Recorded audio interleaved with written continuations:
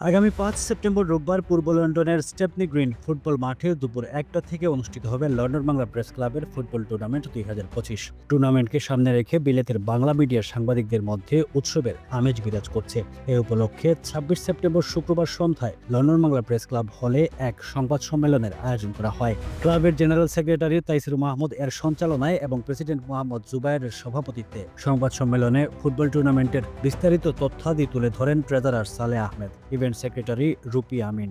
Football tournament পরিচালনা সংস্থা London স্পোর্টিফের কোঅর্ডিনেটর ফরহাদ উদ্দিন ও ম্যানেজার মুহি মিকদাদ। উল্লেখ্য, এলবিপিসি ফুটবল টুর্নামেন্ট এবার ৬টি টিম অংশগ্রহণ করছে। টিমগুলো হচ্ছে ওয়ান বাংলা ইউনাইটেড, বাংলা কাগজ, চ্যানেল এস, মোহামেডান এসসি, দেশ পত্রিকা ইউনাইটেড এবং ইউকে বাংলা লাইভ ইউনাইটেড। উপস্থিত সবার সামনে লটারির মাধ্যমে টিমগুলোকে এ এবং বি গ্রুপে ভাগ করে দেওয়া হয়েছে। গ্রুপ এ তে খেলবে বাংলা কাগজ, ওয়ান বাংলা ইউনাইটেড ও UK Bangla live united.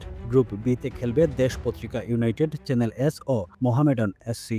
Group পর্বের প্রথম খেলায় পিচ 1-এ বাংলা কাগজ খেলবে ওয়ান বাংলার সাথে, ইউকে বাংলা লাইভ খেলবে বাংলা কাগজের সাথে এবং ওয়ান বাংলা খেলবে ইউকে বাংলার সাথে। পিচ 2-তে চ্যানেল এস খেলবে মোহামেডান এসসি এর সাথে, দেশ পত্রিকা ইউনাইটেড খেলবে চ্যানেল এস এর সাথে এবং মোহামেডান এসসি খেলবে দেশ পত্রিকা ইউনাইটেডের সাথে।